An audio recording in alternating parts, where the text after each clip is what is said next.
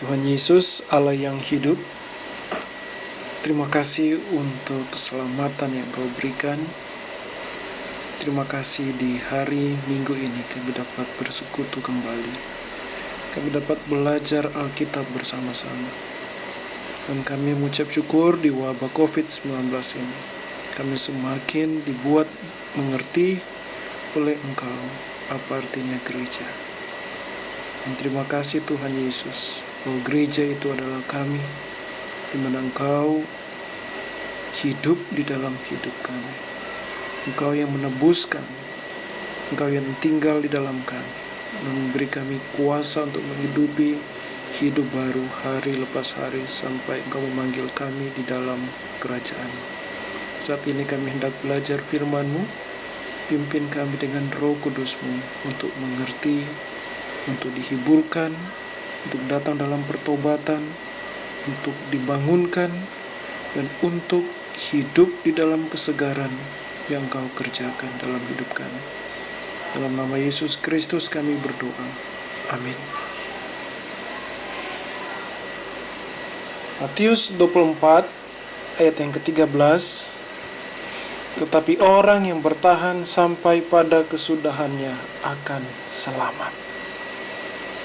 Kita sampai di akhir minggu bulan Maret 2020. Kita masih melanjutkan tema besar kita mengenai ketahanan iman, yang adalah wujud nyata dari kelahiran baru yang Allah kerjakan dalam kehidupan kita. Seorang yang lahir baru atau seorang yang dilahir kembali oleh Allah pasti memiliki ketahanan iman untuk bertahan sampai akhir. Dan ingat baik-baik, ketahanan iman kita tidak memiliki hubungan dengan ketahanan tubuh kita dengan COVID-19. Jangan berkata, saya masih sehat, bebas dari COVID-19 karena saya memiliki ketahanan iman. Lalu orang percaya yang dipanggil Tuhan karena COVID-19, apakah mereka tidak memiliki ketahanan iman? Jika ada yang berpikir seperti itu, bertobatlah, karena pemahaman Anda keliru dan menyesatkan. Siapapun dari kita bisa saja pergi ke rumah Bapa karena COVID-19 ataupun dengan penyakit yang lain. Dan kita akan selalu bersiap akan itu. Namun ingatlah, di masa saat ini, jagalah kesehatan, jaga diri kita di rumah. Jika tidak ada yang sangat penting untuk kita keluar, dan kita berdoa kita dapat keluar dari wabah ini. Dan jika kita bisa keluar dari wabah ini, maka ketahuilah Allah masih memiliki rencana di dalam hidup kita. Dan ingat, kita keluar atau tidak keluar dari wabah ini, tetaplah kematian tubuh sudah menunggu kita. Jika Kristus belum datang kedua kalinya, jika Kristus datang kedua kalinya dan kita melihat Kristus dalam kemuliaannya dengan mata kepala kita sendiri, maka dalam sekejap kita akan diubahkan dan tinggal bersamanya dalam kekekalan tanpa tubuh ini mengalami kematian. Nah, kita sudah mempelajari ketahanan iman, yang adalah bukti dari kelahiran baru. Yang pertama, takut akan Allah, itu sudah kita pelajari. Yang kedua, kasih kepada sesama, itu pun sudah kita pelajari. Dan hari ini kita akan menyelesaikan pelajaran firman Allah mengenai ketahanan iman. Dan berikut ini lanjutan ketahanan iman, yang adalah bukti adanya kelahiran kembali atau kelahiran baru yang dikerjakan oleh Allah Tritunggal dalam hidup kita. Dan kita kembali mengambil perenungan ini melalui kehidupan Yusuf dan saudara-saudaranya. Saya akan melanjutkan dari tema besar kita yang pertama. Yang pertama, ingat, takut akan Allah. Dan kedua, kasih kepada sesama. Yang ketiga, mengerti panggilan hidup dari Allah selama hidup di dunia ini. Ya, manusia yang dilahir barukan oleh Allah, ia memiliki ketahanan iman karena ia mengerti panggilan hidup dari Allah di dalam hidupnya selama hidup di dunia ini. Siapa dari kita yang tidak ingin tahu panggilan Allah untuk kita?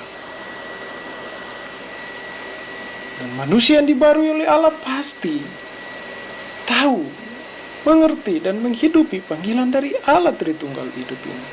Berikut 2 contoh, yaitu Yusuf dan Yehuda.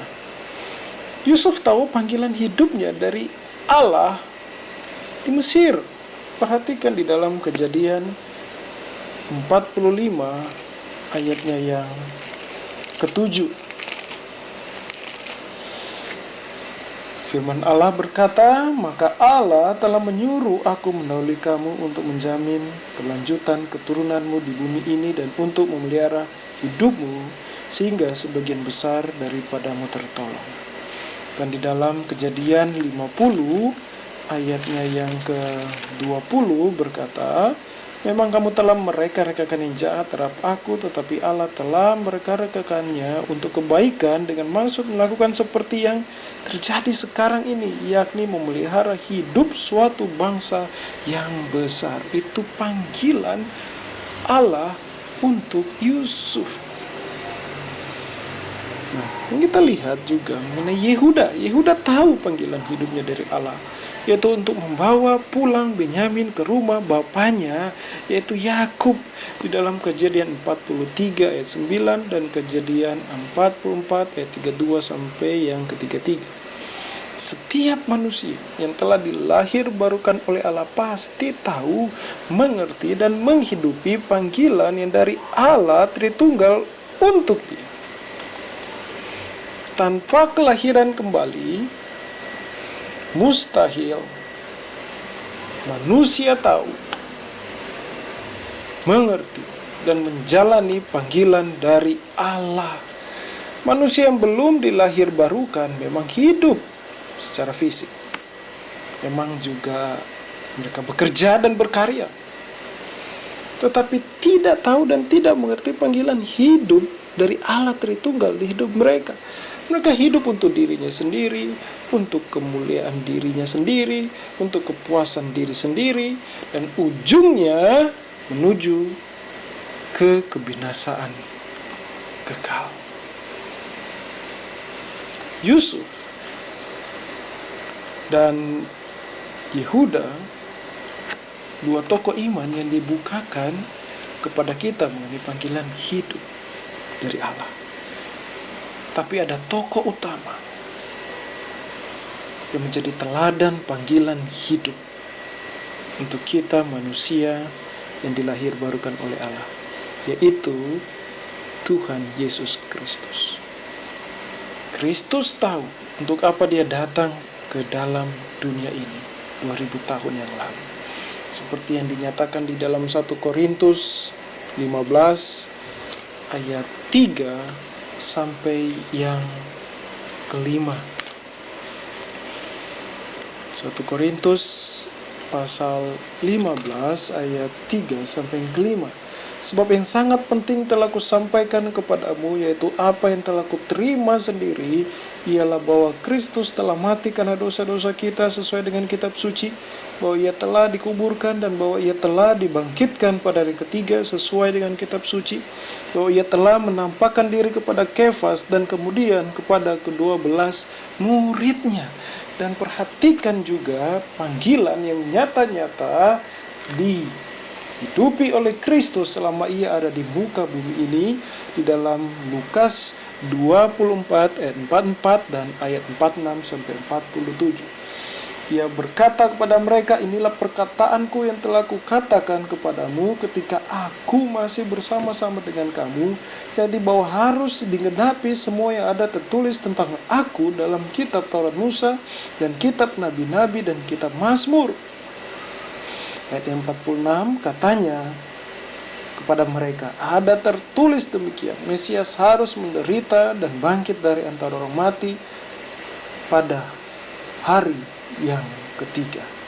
Dan lagi dalam namanya berita tentang pertobatan dan pengampunan dosa harus disampaikan kepada segala bangsa mulai dari Yerusalem." Saya akan membacakan lagi di dalam ayat 46. Katanya kepada mereka, Ada tertulis demikian, Mesias harus menderita dan bangkit dari antara orang mati pada hari yang ketiga. Dan lagi dalam namanya berita tentang pertobatan dan pengampunan dosa harus disampaikan kepada segala bangsa mulai dari Yerusalem. Sangat jelas panggilan dari Allah Bapa yang dihidupi oleh Yesus Kristus, dan Kristus menghidupi panggilan hidupnya selama ia ada di bumi bersama dengan murid-muridnya. Ia mati di kayu salib, ia bangkit pada hari yang ketiga, dan hanya di dalamnya ada pengampunan dosa. Kristus Yesus yang adalah sepenuhnya manusia tanpa dosa dan sepenuhnya Allah menjadi teladan sempurna menghidupi panggilan Allah seperti yang dinyatakan di dalam Filipi 2 ayatnya yang ke-8. Dan dalam keadaan sebagai manusia, ia telah merendahkan dirinya dan taat sampai mati, bahkan sampai mati di kayu salib. Bagaimana dengan kita? Apakah panggilan Allah untuk kita? Apakah Anda dan saya tahu panggilan hidup kita yang dari Allah? Alkitab menyatakan setiap dari kita yang dilahirbarukan oleh Allah Tritunggal pasti memiliki panggilan dari Allah sendiri. Kita masing-masing ada panggilan khusus dan ada panggilan umum dari Allah. Alkitab memberikan kita garis besar panggilan umum dan dari Allah untuk kita di dalam Matius 28 ayat 18-20 dan Lukas 24 ayat 48. Bagaimana kita menjadi saksi Tuhan Yesus Kristus bagi dunia ini. Bagaimana kita menjadi alat Allah untuk menginjili dunia ini.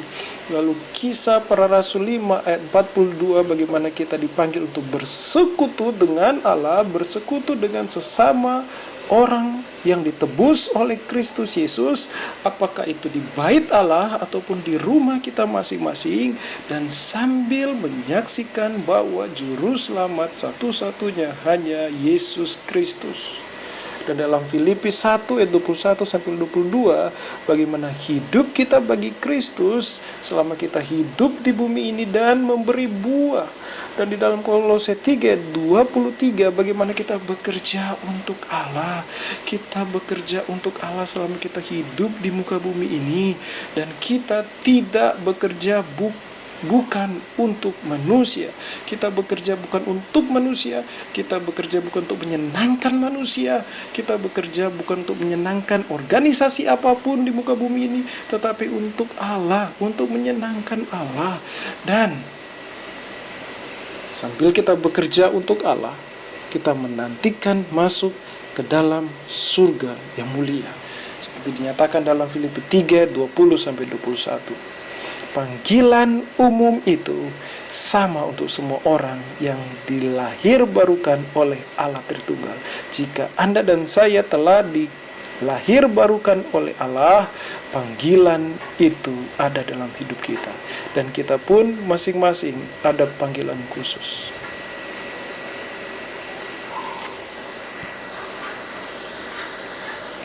Ada yang dipanggil sebagai seorang laki-laki Kristen, ada yang dipanggil sebagai perempuan Kristen, ada yang dipanggil sebagai suami Kristen, ada yang dipanggil sebagai istri Kristen, ada yang dipanggil sebagai anak, sebagai orang tua, ada yang memiliki panggilan sebagai mahasiswa saat ini, ada yang dipanggil sebagai PNS ataupun pegawai swasta, ada yang dipanggil sebagai dokter, polisi, atau TNI, atau pemerintah.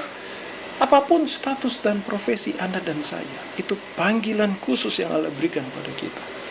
Dan panggilan umum tidak dapat dipisahkan dengan panggilan khusus kita yang dari Allah. Seluruh panggilan hidup kita adalah menghidupi firman Allah dan hidup bagi kemuliaan Allah Bapa, Allah Anak, dan Allah Roh Kudus.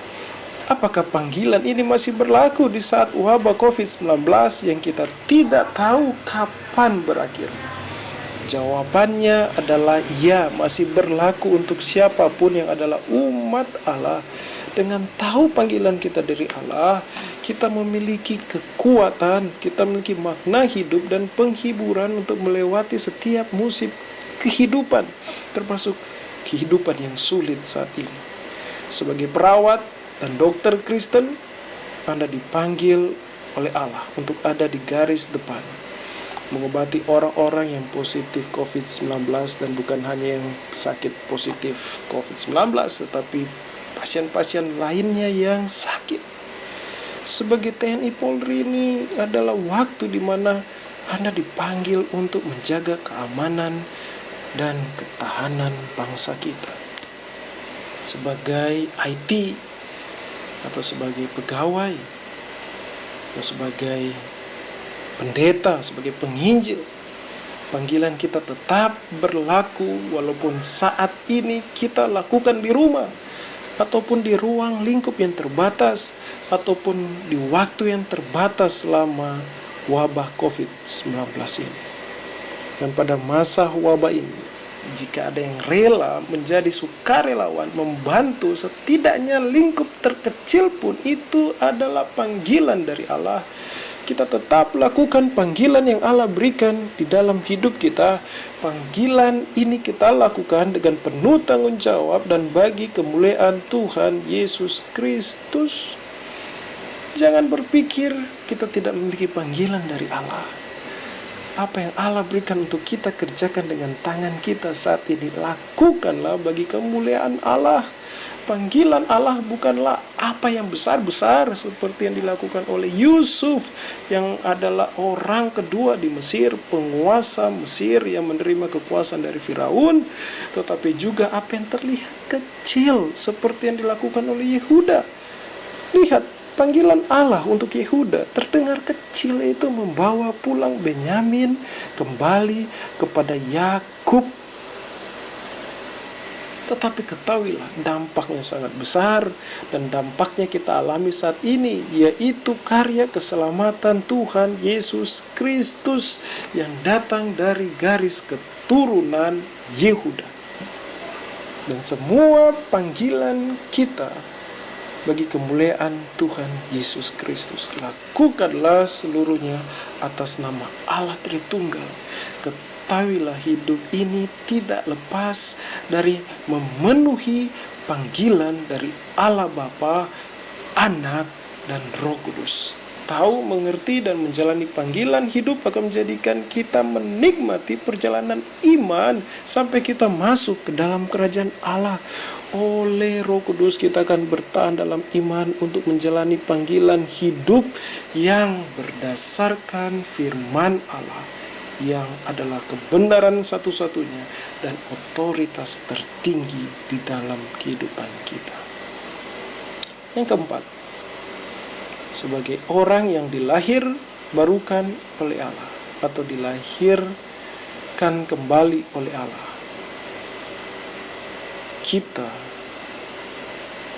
menerima kebenaran bahwa Allah di atas segalanya, bahwa kedaulatan Allah di atas segalanya, bahwa hidup kita ada di dalam ketetapan Allah yang sudah diputuskannya sebelum kehidupan alam semesta ini diciptakan dan sampai selama-lamanya. Perhatikan apa yang dikatakan Yusuf dalam Kejadian 45 ayat 5 sampai yang ke-8. Kejadian 45 ayat 5 sampai yang ke-8. Tetapi sekarang janganlah bersusah hati dan janganlah menyesali diri, karena kamu menjual aku ke Mesir, sebab untuk memelihara kehidupanlah Allah menyuruh aku mendahului kamu. Karena telah 2 tahun ada kelaparan dalam negeri ini, dan selama 5 tahun lagi orang tidak akan membajak atau menuai, maka Allah telah menyuruh aku mendahului kamu untuk menjamin kelanjutan keturunanmu di bumi ini, dan untuk memelihara hidupmu sehingga sebagian besar daripadamu tertolong. Jadi bukanlah kamu yang menyuruh aku ke sini, tapi Allah. Dia yang telah menempatkan aku sebagai bapa bagi Firaun dan tuan atas seluruh istananya, dan sebagai kuasa atas seluruh seluruh tanah Mesir. Perhatikan perkataan Yusuf, bahwa Allah yang menyuruh dia ke Mesir dengan cara saudara-saudaranya menjual dia kepada orang Ismail yang menuju Mesir. Perhatikan juga di dalam Kejadian 50 ayatnya yang ke-20. Kejadian 50 ayatnya yang ke-20, firman Tuhan berkata, memang kamu telah mereka-rekakan yang jahat terhadap aku, tetapi Allah telah mereka-rekakannya untuk kebaikan dengan maksud melakukan seperti yang telah terjadi sekarang ini, yakni memelihara hidup suatu bangsa yang besar. Perhatikan Kejadian 45 ayat 5-8 dan Kejadian 50 ayat 20. Dengan kedaulatan Allah, di dalam ketetapannya, Yusuf ada di Mesir untuk menjaga kehidupan suatu bangsa yang besar. Dari Kejadian 45 ayat 5-8 dan Kejadian 50 ayat 20, ketahuilah, walaupun Allah terlibat dalam kehidupan manusia, Allah tidak terlibat dalam dosa manusia. Karena ia kudus dan ia tidak kenal dosa. Hati manusia cenderung jahat dan Allah selalu mengintervensi di semua keputusan manusia untuk terwujudnya apa yang sudah ia tetapkan dalam kekekalan. Allah tidak terkejut dengan keputusan saudara Yusuf menjual ia ke tangan orang Ismail yang menuju ke Mesir. Allah tahu itu. Dan melalui keputusan mereka itu, Allah menyuruh Yusuf ke Mesir. Dan ketahuilah juga, Allah berduka dengan keputusan berdosa saudara-saudara Yusuf menjual dia. Menurut Anda, bagaimana Yusuf dapat jadi penguasa di Mesir? Dan akhirnya dapat memelihara hidup suatu bangsa yang besar. Dan kita sangat terdampak dengan apa yang telah dilakukan oleh Yusuf di tanah Mesir. Apakah lewat jalur tes CPNS kerajaan Mesir? Apakah lewat Yusuf dikirim keluarganya untuk kuliah di Mesir? Setelah itu dia lulus kuliah dan dia bekerja dan dia akhirnya sukses. Apakah seperti itu? Jawabannya tidak. Lewat keputusan mereka, yaitu saudara-saudaranya yang hatinya berdosa dan menjual Yusuf kepada orang Ismail, dan mereka, kafilah Ismail ini, menuju ke Mesir. Allah yang mengarahkan mereka menuju ke Mesir.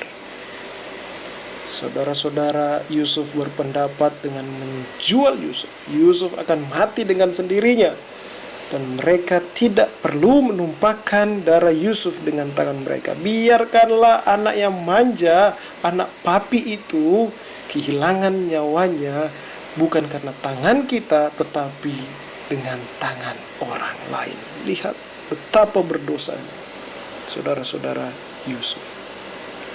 Dan juga ingat, Yusuf pun orang berdosa. Tidak ada satupun manusia yang lahir tanpa dosa. Apakah karena apa yang dilakukan oleh saudara-saudara Yusuf berdosa dan Allah membatalkan keputusan saudara-saudaranya karena keputusan saudara-saudaranya berdosa? Jawabannya tidak. Allah tidak membatalkan. Apakah saat saudara-saudaranya sudah bulat dengan keputusan untuk menjual Yusuf adik mereka, ada kilat dan gempa bumi untuk membatalkan rencana jahat mereka? Jawabannya tidak. Namun lewat keputusan itu, manusia, khususnya saudara-saudara Yusuf, melihat Allah sungguh berduka dengan dosa manusia. Dan mereka juga melihat kasih Allah, kemuliaan Allah, kedaulatan, kekuasaan, dan kekudusan Tuhan Allah dari Abraham, Ishak, dan Yakub. Lewat itu juga Allah nyatakan kemurahan hatinya. Lewat itu nyata bahwa keputusan Allah di dalam kekekalan tidak dapat diubah. Perhatikan di dalam Yesaya pasal 54, Yesaya 54 ayatnya yang ke-10. Yesaya 54 ayat yang ke-10, sebab biarpun gunung-gunung beranjak dan bukit-bukit bergoyang, tetapi kasih setiaku tidak akan beranjak daripadamu, dan perjanjian damaiku tidak akan bergoyang, firman Tuhan yang mengasihani engkau. Perhatikan di dalam Yesaya 55 ayat 8 sampai yang ke-11. Sebab rancanganku bukanlah rancanganmu, dan jalanmu bukanlah jalanku. Demikianlah firman Tuhan. Seperti tingginya langit dari bumi, demikianlah tingginya jalanku dari jalanmu, dan rancanganku dari rancanganmu. Sebab seperti hujan dan salju turun dari langit, dan tidak kembali ke situ, melainkan mengairi bumi, membuatnya subur dan menumbuhkan tumbuh-tumbuhan, memberikan benih kepada penabur dan roti kepada orang yang mau makan. Demikianlah firmanku yang keluar dari mulutku, ia tidak akan kembali kepadaku dengan sia-sia, tetapi ia akan melaksanakan apa yang kau kehendaki, dan akan berhasil dalam apa yang kusuruhkan kepadanya. Perhatikan, sebab rancanganku bukanlah rancanganmu, dan jalan bukanlah jalanku. Demikianlah firman Tuhan. Dan apa yang sudah ditetapkan oleh Allah, apa yang sudah keluar dari mulut Allah, tidak mungkin ditarik kembali. Suka atau tidak suka dengan apa yang Allah nubuatkan kepada Yusuf mengenai saudara-saudaranya akan sujud kepada Yusuf, nyatanya memang itu terjadi.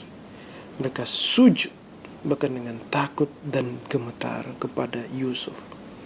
Lalu lihatlah ribuan tahun ke depan, saat Kristus, Juru Selamat yang dijanjikan itu datang.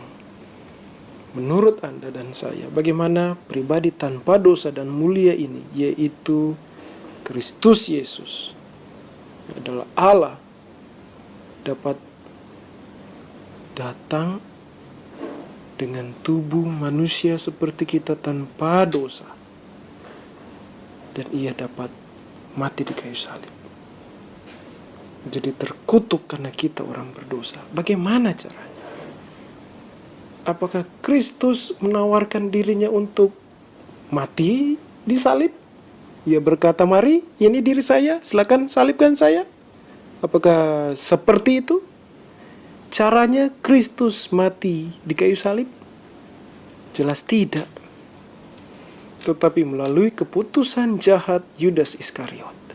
Apakah Yudas memiliki kehendak bebas? Jawabannya ya. Apakah dia telah menerima teguran dari Kristus untuk tidak lakukan keputusan yang jahat dan berdosa itu? Jawabannya sudah. Dan apakah keputusan Yudas Iskariot untuk berhenti dengan niat hatinya yang jahat? Yudas tidak berhenti. Dia tetap memutuskan menjalankan misi jahatnya, menjual Yesus Kristus seharga 30 keping perak. Apakah Tuhan Yesus berduka atas keberdosaan Yudas Iskariot? Jawabannya ya. Kristus berduka. Kristus berduka dengan keberdosaan dan kematian manusia yang telah rusak oleh dosa.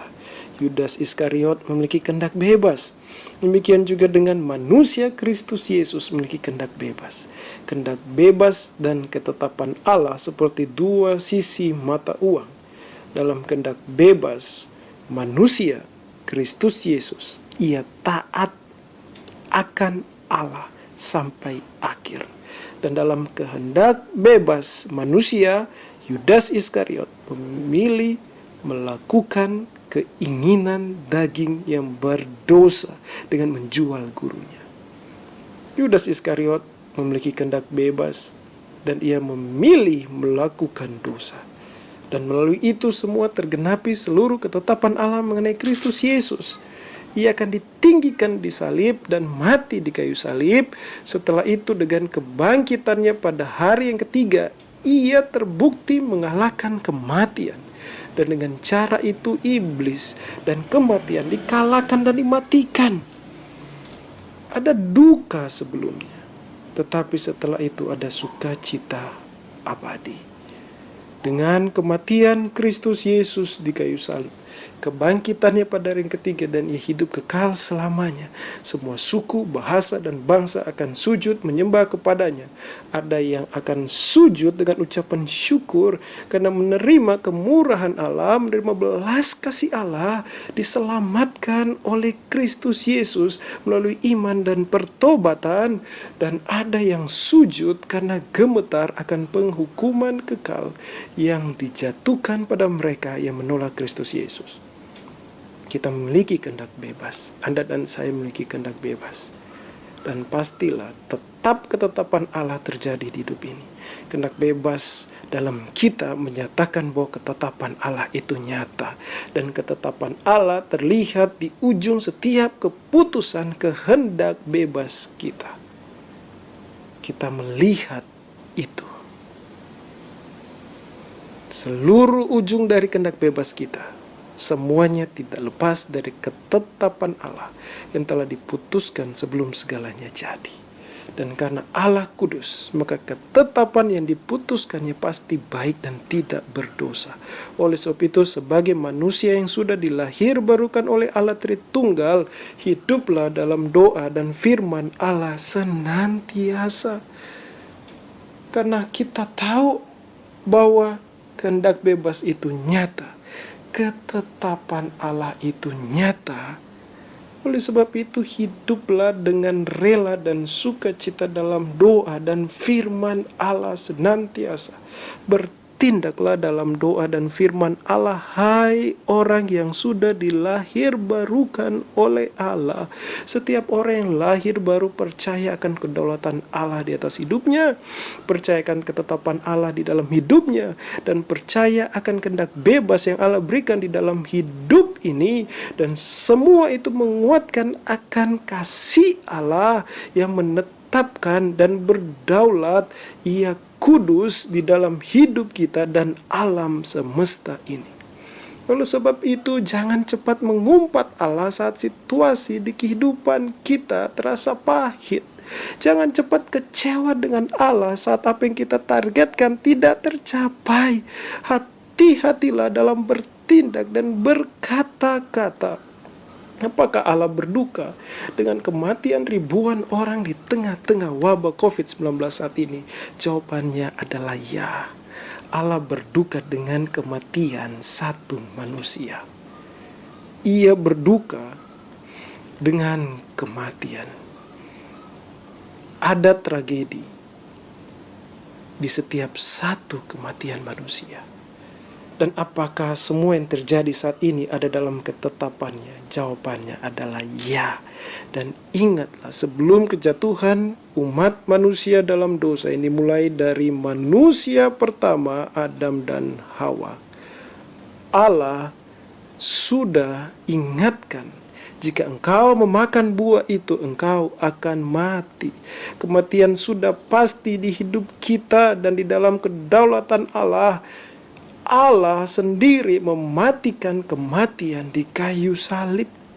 Barang siapa percaya kepada Kristus yang tersalibkan dan bangkit pada hari yang ketiga, mereka memiliki kehidupan kekal.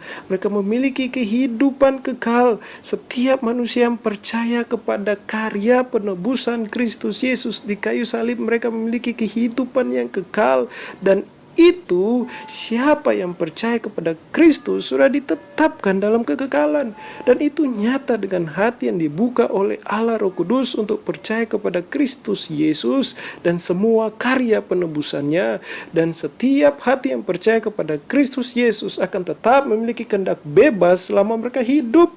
Allah tidak menghapus kehendak bebas dalam hidup kita yang percaya kepada Kristus. Jadi, apakah kita taat kepada Bapa, Sang Pemilik kehidupan, atau tidak. Itu pergumulan kita saat ini. Ketaatan pada Injil Kristus Yesus sama dengan ketaatan kepada Allah Bapa. Di dalam kedaulatan dan ketetapan Allah, berapa banyak target kita yang berantakan dengan wabah COVID-19. Allah mengendalikan COVID-19. Dan Roh Kudus membawa kita ke dalam kesadaran iman bahwa betapa rapuhnya hidup kita. Kita hidup hanya dalam ketetapan Allah. Dan hidup dalam ketetapan Allah ada pengharapan dan sukacita karena ketetapan Allah tidak berubah. Keselamatan yang Kristus Yesus berikan kepada kita yang adalah anugerah Allah itu tidak berubah. Dan Allah mengerjakan di hati kita yang dibarui untuk bertahan di dalam iman, percaya, dan pertobatan dalam Kristus Yesus di masa sulit ataupun di masa kelegaan.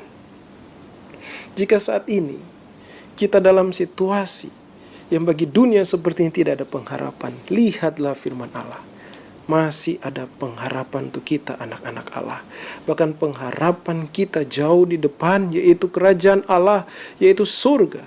Setiap kita yang lahir baru memiliki ketahanan iman untuk bertahan dengan melihat bahwa semua yang terjadi di masa lalu hidup kita, masa sekarang ini, dan masa depan, semuanya ada di dalam kedaulatan dan ketetapan Allah Tritunggal, termasuk segala yang terjadi di alam semesta ini di masa lalu, di masa sekarang, dan masa depan, semuanya ada dalam ketetapan Allah Tritunggal.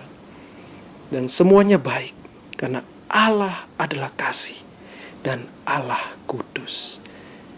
Jangan cepat marah dan emosi saat yang jahat tertimpa pada kita, apalagi yang jahat itu dibuat oleh sesama kita untuk kita. Jangan cepat menyerah saat situasi sulit. Jangan langsung kehilangan damai sejahtera saat sakit penyakit yang mematikan sekalipun ada di tubuh kita. Ingat, Allah tahu, Allah terlibat, dan Ia tidak tinggalkan kita.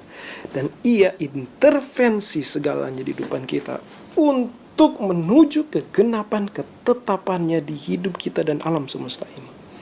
Apakah yang paling buruk dapat menimpa tubuh kita? Kematian. Ya, kematian. Dan kematian pun sudah dikalahkan oleh Tuhan Yesus Kristus di kayu salib dan kebangkitannya. Apapun di dunia ini, Allah terlibat. Dan bagi kita anak-anaknya, kita sedang menuju kerajaan Allah. Oleh sebab itu, yang kelima dan yang terakhir, dari ketahanan iman yang adalah bukti dari kelahiran baru atau kelahiran kembali yang dikerjakan Allah Tritunggal dalam hidup kita, yaitu kita tahu kemana tujuan hidup kita yang sesungguhnya. Kita tahu tujuan hidup kita yang sesungguhnya. Perhatikan, di dalam Kejadian 41, ayatnya yang ke-52. Kejadian 41 ayatnya yang ke-52. Dan kepada anak yang kedua diberinya nama Efraim, sebab katanya, Allah membuat aku mendapat anak dalam negeri kesengsaraanku. Yusuf memberikan nama Efraim kepada anaknya laki-laki yang kedua. Perhatikan arti nama dari Efraim. Allah membuat aku mendapat anak dalam negeri kesengsaraanku. Firman Allah ini dinyatakan kepada kita setelah Yusuf mendapatkan kekuasaan, mendapatkan kelegaan dari Allah, karena Allah menggerakkan hati Firaun untuk mengangkat Yusuf menjadi orang nomor 2 di Mesir. Tetapi ia berkata, Allah membuat aku mendapat anak dalam negeri kesengsaraanku. Nama Efraim bukan bentuk Yusuf tidak mengucap syukur kepada Allah. Tetapi ini pengakuan iman Yusuf bahwa tujuan terakhir hidupnya adalah tanah perjanjian. Tujuan akhir hidup Yusuf bukan kesuksesan di Mesir, tetapi di tanah perjanjian. Apakah tanah perjanjian Kanaan? Pasti lebih dari Kanaan. Itu tanah perjanjian kekal. Hidup bersama dengan satu-satunya Allah yang hidup, Allah Abraham, Ishak dan Yakub, Allah Israel. Sesukses apapun Yusuf, tetaplah Mesir adalah tanah kesengsaraan. Senyaman apapun Mesir, Yakub, ayah dari Yusuf, di akhir hidupnya tetap meminta untuk membawa pulang dia ke tanah perjanjian. Demikian juga Yusuf. Ini mengingatkan kepada semua keturunan Israel bahwa Mesir bukan tujuan akhir mereka, tetapi tanah perjanjian. Begitu juga dengan kita, Israel, masa perjanjian baru. Bahwa dunia sekarang ini bukan tujuan akhir hidup kita, tetapi langit dan bumi yang baru di mana Tuhan Yesus memerintah, itulah tujuan akhir hidup kita. Bagi Yusuf, Mesir adalah tanah kesengsaraan, walaupun Mesir adalah negara adidaya. Jika saat ini seperti Amerika mungkin, atau seperti salah satu negara di Uni Eropa seperti Jerman, Prancis, Inggris. Tapi kesuksesan di Mesir dikatakan itu adalah negeri kesengsaraan bagi Yusuf. Yusuf melihat tanah perjanjian adalah segalanya, dan tanah perjanjian yang dilihat dengan iman oleh Yusuf adalah kerajaan Allah yang lebih dari segalanya. Dan biarlah pengakuan iman di dalam Yusuf ada juga di dalam kita, umat Allah yang dilahir barukan oleh Allah sendiri. Kesuksesan di dunia Yusuf miliki dari Allah. Tetapi itu bukan tujuan akhir hidupnya. Itu bukan cita-cita terbesar hidupnya. Karena di sini, di bumi ini, di dunia sekarang ini masih ada air mata, ada sakit penyakit, khususnya saat ini ada COVID-19, wabahnya di seluruh dunia. Dan pasti selama kita masih ada di dunia ini, ada kematian tubuh. Begitu banyak orang yang memimpikan kesuksesan dunia. Begitu banyak orang ingin memiliki seluruh dunia. Namun bagi orang yang telah dilahir barukan oleh Allah, dunia dan segala kemegahannya bukan tujuan utama hidup kita, tetapi surga mulia di mana hidup bersama Allah Tritunggal selamanya. Itulah tujuan hidup kita. Perhatikan Yohanes 14 ayat 1 sampai yang ketiga. Yohanes 14 ayat 1 sampai yang ketiga, firman Tuhan berkata, "Janganlah gelisah hatimu, percayalah kepada Allah, percayalah juga kepadaku. Di rumah Bapakku banyak tempat tinggal. Jika tidak demikian, tentu aku mengatakannya kepadamu, sebab aku pergi ke situ untuk menyediakan tempat bagimu. Dan apabila aku telah pergi ke situ dan telah menyediakan tempat bagimu, aku akan datang kembali dan membawa kamu ke tempatku, supaya di tempat di mana aku berada, kamu pun berada." Demikianlah firman dari Allah dan Juru Selamat kita, Tuhan Yesus Kristus. Di rumah Bapa lah tujuan akhir hidup kita. Dan Kristus Yesus sedang menyiapkan tempat itu. Tempat untuk Anda dan saya, manusia milik kepunyaan Bapa. Apakah Anda dan saya termasuk manusia yang ingin meraup semua sukses di dunia ini? Dan berkata, itulah tujuan hidupku, memiliki kesuksesan, kekayaan, kekuasaan di dunia ini. Jika ya, bertobatlah. Tidak salah memiliki kekayaan dan sukses di dunia ini. Saya lagi tidak salah. Tetapi yang salah adalah menjadikan sukses di dunia ini segala-galanya, sampai menjadikan itu nomor satu dan utama. Adalah salah dan berdosa, merendahkan Allah Tritunggal dan menempatkan kesuksesan dan kekayaan di atas Allah Tritunggal. Dengan COVID-19, Allah berbelas kasih kepada kita. Ia membuka mata hati kita. Apakah seharusnya menjadi hasrat kita yang utama dan pertama? Keinginan yang pertama dan utama dari kita. Kemanakah tujuan hidup kita yang sesungguhnya? Apakah artinya harta, kekayaan, dan kesuksesan yang Allah berikan kepada kita? Perhatikan Yusuf. Ia diberikan kekuasaan di Mesir oleh Allah untuk melihara kehidupan suatu bangsa yang besar. Lihatlah, kekuasaan dan kekayaan yang Allah berikan bukan untuk dilayani dan dihormati seperti Tuhan, tetapi kekuasaan dan kekayaan yang dari Allah menjadikan Yusuf dan menjadikan juga kita anak-anak Allah. Jika kita diberikan kekuasaan dan dan kekayaan untuk kita menjadi pelayan dan hamba bagi sesama. Dengan kekayaan dan kekuasaan, kita diberikan kesempatan lebih luas untuk melayani Tuhan Yesus di tengah-tengah manusia di sekitar kehidupan kita. Dan kita selalu ingat bahwa Tuhan Yesus telah naik ke surga dan Ia akan datang kedua kalinya. Ia sedang mempersiapkan rumah bagi kita di rumah Bapanya. Di sanalah tujuan kita yang kekal. Orang yang buta mata rohaninya menertawakan itu, mengagungkan kekuasaan dan kekayaan, dan mereka tidak sadari itu tidak dapat selamatkan mereka dari kematian kekal di neraka. Begitu banyak orang ingin menjadi seperti Yusuf, bahkan Firaun, dengan satu maksud kepuasan daging. Dan yakinlah, dengan dusta iblis, manusia yang mengejar kekayaan dan kekuasaan tidak akan pernah puas dan selalu melelahkan dirinya dengan apa yang tidak akan dia bawa setelah mati. Begitu banyak orang di dunia ini saat memiliki kekuasaan dan kekayaan merasa diri sebagai Allah, bisa segala-galanya. Padahal nafas hidupnya bukan milik dia. Satu detik ke depan pun tidak ada yang tahu kecuali Allah.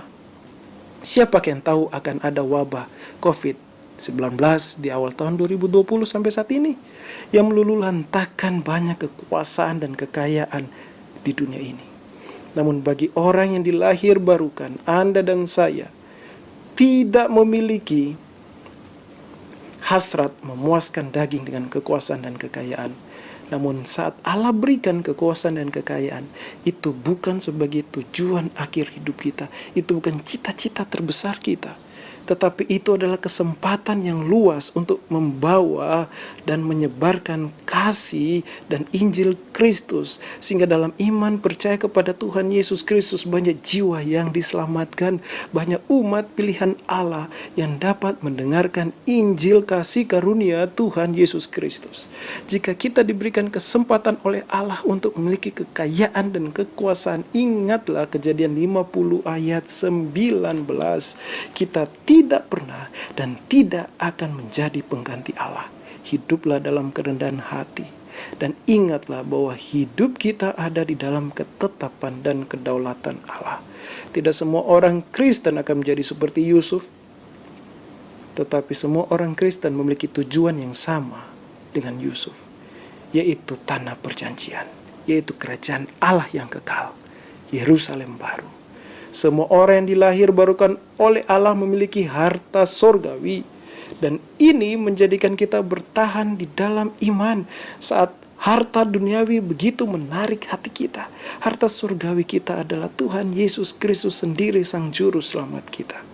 Hidup yang sungguh bertobat dan percaya kepada Tuhan Yesus memiliki tujuan akhir, yaitu kerajaan Allah. Kita menantikan kerajaan Allah, dan di sana tidak ada lagi kesengsaraan, tidak ada lagi air mata, tidak ada lagi sakit penyakit, tidak ada lagi kegelapan, hanya terang kekal selama-lamanya. Sebagai orang percaya, kita akan bertahan dalam iman percaya dengan memandang tujuan akhir kita, yaitu hidup kekal bersama Allah Tritunggal di dalam sorga. Di masa wabah ini, di mana setiap orang tidak kebal dengan COVID-19, kita disadarkan bahwa rumah kekal kita bukan dunia sekarang ini, tetapi di rumah Bapa. Dan kita siap kapan saja dibawa oleh Kristus ke sana. Tetap bertahan dalam iman percaya dalam Kristus Yesus. Hai saudara-saudariku yang telah dilahir barukan oleh Allah Bapa, Allah Anak, dan Allah Roh Kudus. Amin. Mari kita berdoa. Tuhan Yesus, terima kasih untuk kelahiran baru yang Kau kerjakan dalam hidup kami. Biarlah kami bertahan sampai akhir. Biarlah kami bertahan ya Tuhan, bertahan di dalam firman-Mu dan menyatakan kemuliaan-Mu di masa yang sulit saat ini pun. Tuhan Yesus, terima kasih untuk kasih-Mu, untuk pengampunan dosa dan hidup baru yang Kau berikan pada kami. Di dalam nama Tuhan Yesus Kristus kami berdoa. Amin.